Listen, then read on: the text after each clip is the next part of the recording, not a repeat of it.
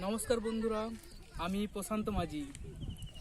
প্রতিটি সেবা সংগঠনের পক্ষ থেকে আপনাদের সকলকে জানাই সাদর আমন্ত্রণ। আপনাদের সহযোগিতায় একটু একটু করে এই মহান কর্মকাণ্ড মাচণ্ডী অনাথ শিশু ও বৃদ্ধাশ্রম নির্মাণের কাজে আমরা এগোচ্ছি। চলুন আপনাদেরকে দেখায় কত দূর কাজ এগোলো।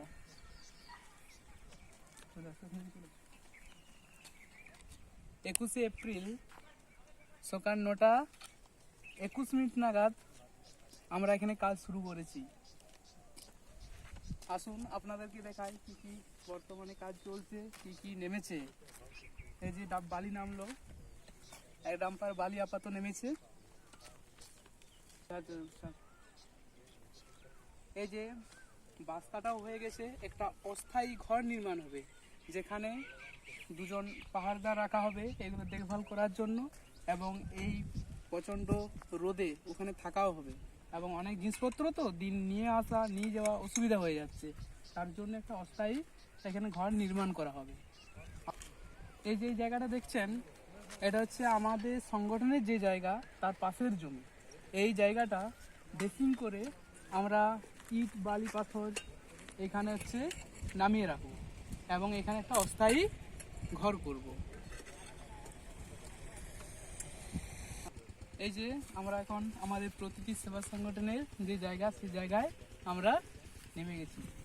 এই যে দেখছেন এগুলো হচ্ছে কলমের একটা একটা যে পিলার উঠবে সেই গাড্ডা করা হবে, এখানে একটা একটি পিলার দাঁড়াবে, 24টা পিলার উঠবে। তার মধ্যে একটি পুরা হয়ে গেছে এবং সেটা আমরা পুজো দিয়েছি, ঢালাই হয়ে গেছে। পরবর্তীকালে ওটা একটা পিলার দাঁড়াবে। এই একটা একটা পাথর নামিয়েছি, এই পাথর থেকে নিয়ে একটু একটু করে কাজে আমরা এগোচ্ছি। একটা একটা ইট নামিয়েছি নিচে সোলিং করার জন্য। এখন হয়তো একসাথে আমরা নামাতে পারছি না, আপনাদের যেরকম সহযোগিতা আসছে সেরকম সহযোগিতা একটু একটু করে আমরা এগিয়ে যাচ্ছি। এই যে একটা রেডি হয়ে গেছে, এখানে হচ্ছে প্রথমে গাড্ডা তৈরি করা হয়েছে, তারপরে বালি দিয়ে সোলিং করে ইট দিয়ে সোলিং করা হয়েছে, তারপরে ঢালাই করা হয়েছে। এই যে নলকূপ আপনারা তো আগে দেখেছেন, টিউবওয়েল আগে হয়ে গেছে, সাবমার্সেল বসানো হয়ে গেছে। সাবমার্সেল এখান থেকে আমাদের ওখানে মিটার বক্স রাখা আছে, ওখানে সুইচ দিলে অটোমেটিক জল বেরিয়ে যাবে। এই যে রাব বালি নামানো হয়েছে, কারণ ভালো বালিটা দিয়ে আমরা ওটা যে সোলিং করতে হয় সেটা করবো না, নিচে রাব বালি দিয়ে কাজ করছি। এখন আপাতত 8 গাড়ি নামানো হয়েছে।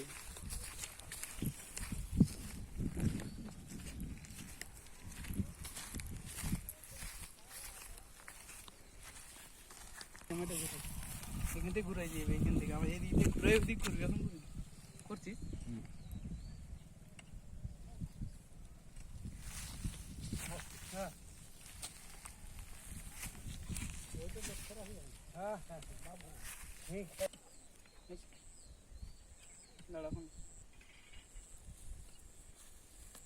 এই যে চলুন এবার আমরা যাই আমাদের প্রতিটি সেবা সংগঠনের মূল কর্মধার মাননীয় অমিত বিক্রম বর্মন রায় মহাশয়ের কাছে। তিনি সে 18 এপ্রিল থেকে আজ পর্যন্ত প্রায় সব কাজ দেখাশোনা করছে এবং নিজে একাই সামলাচ্ছে। আমরা সহযোগিতা করে যাচ্ছি, আমাদের যেটুকু আর কি সময় দিয়ে বা এমনিতে আমরা সহযোগিতা করে যাচ্ছি। চলো আসুন আমাদের সেক্রেটারি কীরকম আছে এই রোদে গরমে। বাঁকুড়া জেলায় তাপমাত্রা তো খুবই, প্রায় 44 ডিগ্রি পেরিয়ে গেছে, আপনারা খবরে তো দেখছেন। এই যে আমার 2 চেলা, মানে আমি বাঁকুড়াতে আমাদের এই কর্মস্থলে আসার পর এই দুটো ছেলে যদি আমার পাশে না থাকে দুদিকে, তাহলে আমি কিন্তু অচল। এরা আমাকে সর্বতোভাবে সাহায্য সহযোগিতা করে এবং আগলে রাখার চেষ্টা করে, কিন্তু পারে না। এই জন্য পারে না, আমার যে মনের টান, সেই টান তো আর ওরা আটকাতে পারবে না। আমি এটা একটা আমার স্বপ্ন, সেই স্বপ্ন সফল হতে যাচ্ছে, সে যে কী আনন্দ হচ্ছে আমার ভেতরে সে আমি শুধু বুঝি। এই বলে আর কি বলবো। আর আপনাদের কাছে একটা অনুরোধ, আপনারা আসুন, জায়গাটা দেখুন, প্রয়োজন হলে আমরা নিয়ে আসবো আপনাদের।